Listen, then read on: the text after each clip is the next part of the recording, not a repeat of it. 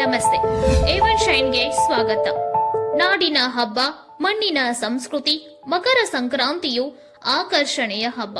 ಆಕಾಶದಲ್ಲಿ ಬಣ್ಣ ಬಣ್ಣದ ಗಾಳಿಪಟಗಳ ನೃತ್ಯ, ಮನೆ ಮುಂದೆ ಹಾಕುವ ಬಣ್ಣ ಬಣ್ಣದ ರಂಗೋಲಿ, ಸಿಂಗರಿಸಿದ ದನ ಕರುಗಳು, ಹೊಸ ಬಟ್ಟೆ ಧರಿಸಿ ಎಳ್ಳು ಬೆಲ್ಲವನ್ನ ಮನೆ ಮನೆಗೂ ಹಂಚಿ ಎಳ್ಳು ಬೆಲ್ಲ ತಿನ್ನೋಣ, ಒಳ್ಳೆಯದನ್ನ ಮಾತನಾಡೋಣ ಎಂಬ ನಾಣ್ಣುಡಿಯು ಎಳ್ಳು ಬೆಲ್ಲದ ಹಂಚುವಿಕೆಯ ಮಹತ್ವವನ್ನ ಸಾರುತ್ತದೆ. ಸೂರ್ಯನು ಧನು ರಾಶಿಯಿಂದ ಮಕರ ರಾಶಿಗೆ ಪ್ರವೇಶಿಸಿ ಪಯಣ ಉತ್ತರಾಭಿಮುಖವಾಗಿ ಸಾಗುತ್ತದೆ. ಇದೇ ಉತ್ತರಾಯಣ. ಪುರಾಣಗಳ ಉಲ್ಲೇಖದ ಪ್ರಕಾರ ಭೀಷ್ಮ ಪಿತಾಮಹರು ಮೋಕ್ಷ ಪ್ರಾಪ್ತಿಗಾಗಿ ಈ ಉತ್ತರಾಯಣ ಕಾಲದವರೆಗೂ ಕಾಯ್ದಿದ್ದಾರೆ. ಕತ್ತಲೆಯಿಂದ ಬೆಳಕಿನತ್ತ, ಅಧರ್ಮದಿಂದ ಧರ್ಮದತ್ತ ಸಾಗುವ ಸಂಕೇತವೇ ಸಂಕ್ರಾಂತಿ. ಭಾರತದಾದ್ಯಂತ ಈ ಹಬ್ಬವನ್ನ ಬೇರೆ ಬೇರೆ ಹೆಸರಿನಿಂದ ಕರೆಯಲಾಗುತ್ತೆ. ಕರ್ನಾಟಕದಲ್ಲಿ ಮಕರ ಸಂಕ್ರಾಂತಿ ಅಂತ, ತಮಿಳುನಾಡಿನಲ್ಲಿ ಪೊಂಗಲ್ ಎಂದು, ಪಂಜಾಬಲ್ಲಿ ಲೋರಿ ಎಂದು, ಗುಜರಾತ್ ಮತ್ತು ರಾಜಸ್ಥಾನದಲ್ಲಿ ಬಣ್ಣ ಬಣ್ಣದ ಗಾಳಿಪಟ ಹಾರಿಸುವ ಉತ್ಸವ ಎಂದು, ಪಶ್ಚಿಮ ಬಂಗಾಳದಲ್ಲಿ ಗಂಗಾ ಸಾಗರ ಮೇಳ, ಹೀಗೆ ತಮ್ಮದೇ ಆದ ಸಂಪ್ರದಾಯದೊಂದಿಗೆ ಆಚರಿಸಿ ಸಂಭ್ರಮಿಸುತ್ತಾರೆ.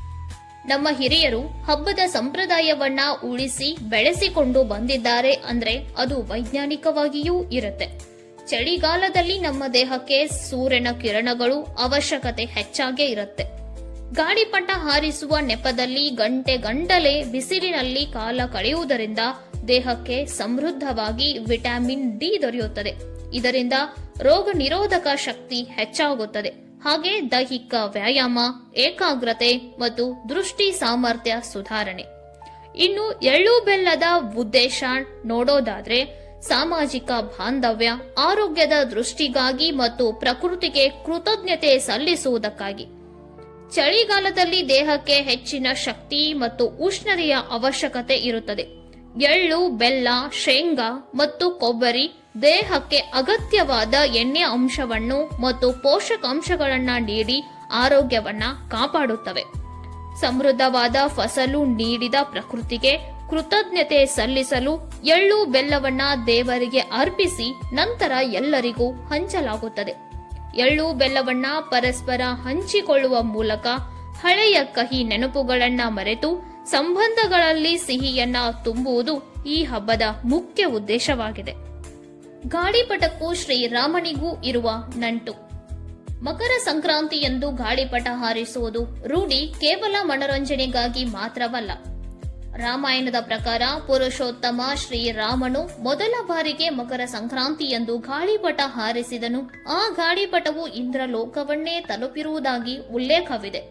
ಶ್ರೀರಾಮನ ಸ್ಮರಣಾರ್ಥವಾಗಿಯೂ ಇಂದಿಗೂ ಆಕಾಶಕ್ಕೆ ಗಾಳಿಪಟವನ್ನ ಹಾರಿಸುವುದು ಬೆಳೆಸಿಕೊಂಡು ಬಂದಿದೆ. ಪ್ರಕೃತಿಯ ಮೇಲಿನ ಕೃತಜ್ಞತೆಯೊಂದಿಗೆ ಸಂಬಂಧಿಸಿದ ಒಂದು ಭವ್ಯ ಅನುಭವ. ಚಳಿಗಾಲದ ಅಂತ್ಯ, ಹೊಸ ಬೆಳಕಿನ ಆರಂಭವೇ ಸಂಕ್ರಾಂತಿ. ರೈತನ ಶ್ರಮಕ್ಕೆ ತಕ್ಕ ಪ್ರತಿಫಲ ಸಿಗುವ ಈ ಸುಗ್ಗಿ ಹಬ್ಬವು ಹಸುಗಳ ಹಬ್ಬವೂ ಹೌದು. ಕರ್ನಾಟಕದ ಗ್ರಾಮೀಣ ಭಾಗದಲ್ಲಿ ಸಂಕ್ರಾಂತಿಯ ಮರುದಿನ ಅಥವಾ ಅಂದೇ ಸಂಜೆ ಕಿಚ್ಚು ಹಾಯಿಸುವ ಸಂಪ್ರದಾಯವಿದೆ. ಒಣಗಿದ ಹುಲ್ಲಿಗೆ ಬೆಂಕಿ ಹಾಕಿ ಅದರ ಮೇಲೆ ರೈತನು ತನ್ನ ಜಾನುವಾರುಗಳನ್ನ ದಾಟಿಸುತ್ತಾನೆ. ಇದು ಕೇವಲ ಸಾಹಸವಲ್ಲ, ಜೊತೆಗೆ ಬೆಂಕಿಯ ಶಾಖ ಮತ್ತು ಹೊಗೆಯಿಂದ ದನ ಕರುಗಳ ಮೈ ಮೇಲಿರುವ ಕ್ರಿಮಿ ಕೀಟಗಳು ನಾಶ ಮಾಡುವ ಉದ್ದೇಶ. ಇದಾಗಿತ್ತು ನಾಡಿನ ಹಬ್ಬದ ಪರಿಚಯ. ಎಲ್ಲರಿಗೂ ಮಕರ ಸಂಕ್ರಾಂತಿಯ ಹಾರ್ದಿಕ ಶುಭಾಶಯಗಳು.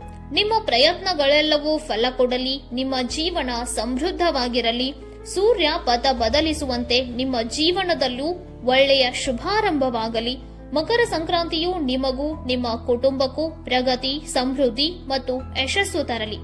ವಿಡಿಯೋನ ಕೊನೆವರೆಗೂ ನೋಡಿದ್ದಕ್ಕಾಗಿ ಥ್ಯಾಂಕ್ ಯು. ಮತ್ತೆ ಸಿಗೋಣ. Stay shine. ನಮಸ್ತೆ.